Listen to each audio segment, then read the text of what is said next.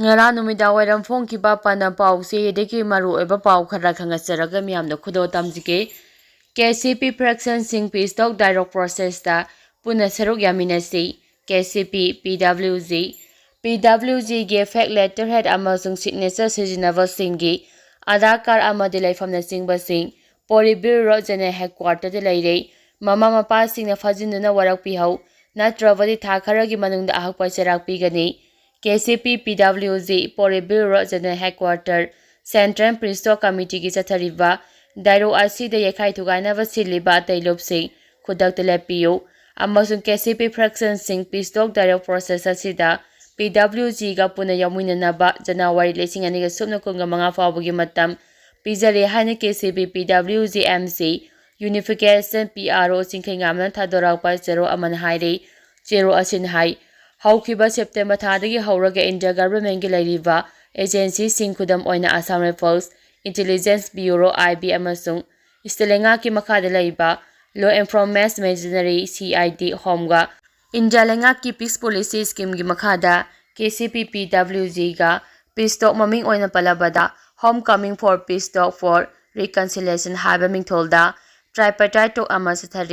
sathariba peacetalk asigi saru ama oina hauji kada verification program ama ahamba oina state asigi home department gi makhada pangthokle zero asin hai peacetalk ki appeasement dialogue tongnaringai lalak asida peacetalk asibu yaningdaba KCP gi lupkharaga amasung KCP nataba lupkharaga pulaga KCP ki maikom sijinaraga chathariba dialogue talk asibu maikai chumhandanaba mapung phaba ngamhandanaba yakhai thingabagi thawdo watok thokpana singba chaliba tha asidagi lebak miyamna taba uba phonglangbani khudam oina PWG nataba atopolop singna PWG gi kadar saraga sengkhai thumkhai tawramba dukal sing thong lonsin biramba micham miyam phaba kidnap tawba detain tawba aduga maralna PWG gi kadar singda taisinba asina chingbani panba yabadi KCP PWG gi oinade haukiba August ki secha kungani panda pause gi khutangda lup asigi Central Headquarter na zero khuyak piduna lana kham thengna waraba semilona kham thengna down chatlaba matama sida sengkhai demand tawraga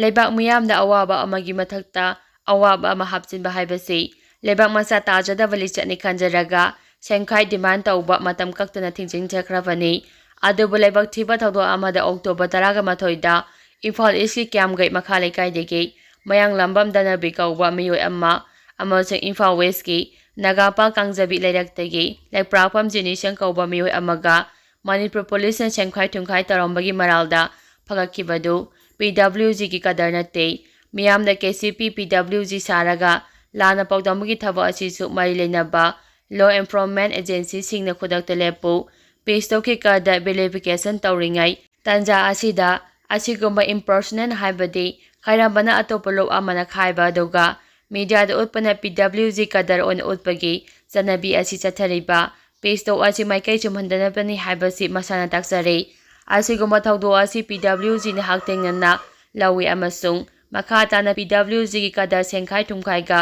mari lainana phare haibagi aramba pawasi lebak miyamna chanopiganu makhatara pathawdo amadana Kwaikaten de leba major hub kauba electronic ki pocha yomba dukan amade KCP PW Mastruk Center haiba makhum upaga dukan asibu matang kaktuna athingba thamle haibagi pau social media da viral chalakkiba sigi matangda sengdoksari KCP PWG na major hub hariba dukan asida athingba thamkiba amasung thonglon kiba leite PWG gi mingda PWG Mastruk Center haiba khupumi ahum mari na punsilaga sunglai leitaba lup ama semjilaga PWG gi peacetalk asida atamnana yakhai thugairagi habagi pandamda lup asibu mikcha thena ba honariba Mastruk Center hariba gengkhopu asibu lebak miyamna waraknabagi tanja ama pibagumna karigumba isa gi dukan natraga isada PWG gi mingda PWG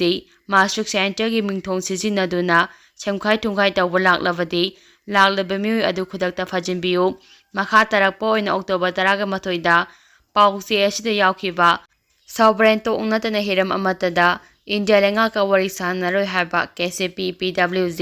Mastruk Center gi ming sijinaraga geng asigi zero adu chathariba appeasement policy gi peacetalk asibu mixat thenaba maikai chumhandanaba silakpa lalongni master center gi waru aduda paliba cylinder habata masisu arambani cylinder policy chatnade p condition ama mangna thamlaga dialogue tokni habasi miyamda politburo general headquarter gi maikaidegi khangalakli hiram asida panba yabade KCP PWG master center habalubasi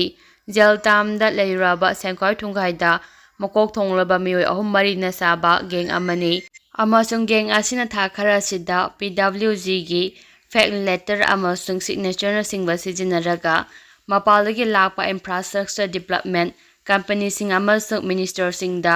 phonda semkhai thungkhai toromi habagi report khupna leirei lebak miyamna hariba geng asibu sogapi gano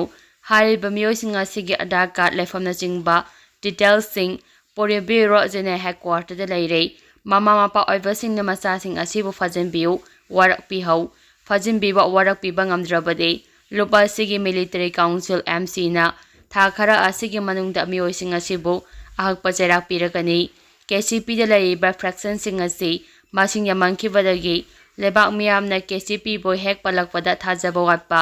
nungaitaba usitaba amagum lawi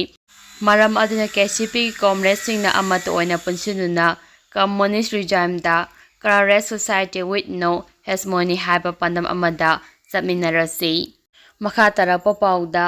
Rishipriya na relief camp da leiba amade land da laikhidraba singi macha machu sing lemna mahitam hangadauri malem gi saknai ravi climate and environmental activist Rishipriya kanguzamna handak manipur da thokliba kalukilal asida laikhidraba imung manungi macha machu sing amade relief camp da leiba mahairoi singi awangba thake engineering nursing amadi medical course lemna tamhanduna matik chaba mioi amamam oinaba semgadauri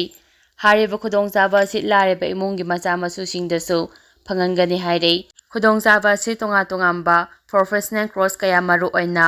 MBBS BTS BSc nursing JNM ANM Bachelor of Physiotherapy PTP Bachelor of Pharmacy BPharm Diploma in Pharmacy BSc Optometry, BSc in Medical Laboratory Technology, BSc in Operation Theatre Technology, BSc in Anesthesia Technology, BSc in MRC, Medicine in Technology na singbada sit ani ini Eurasia gi Bhubaneswar da laiba High-Tech Medical College in Hospital amadi High-Tech Engineering College singda khaktuna thamlei hariba course asi tambada sel amata tingloi admission fee amadi tuition fee Rishipriya foundation na thigani isagi sabagi hostel mess fee khaktamak mahairoi singna thijakadabani hairi haujiki oina MBBS amadi BDS ki oina admission loikhre adubu atte crossing gi October 13 fawada Rishipriya gi email specialinvoice.estimol@gmail.com natraga mahake Facebook ta contact tawraga form lawba yagani hairi Rishipriya na media singda haikibada hariba khudong chaba si high-tech group ki chairman Dr. Tirupati Panigrahi na Imphal da haukiba July 13 ta hairok autonoms na nongsabagi nongna saba yum sangabagi thorom yawba lakpada lauthokrambani hariba tanglaba amadi mamal yamlaba khudong chaba si Manipur gi damak khalaga pirakpani atai state singi mahiroi singda pibanate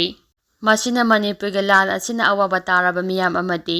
laraba mahiroi singna chawna kanaba pigani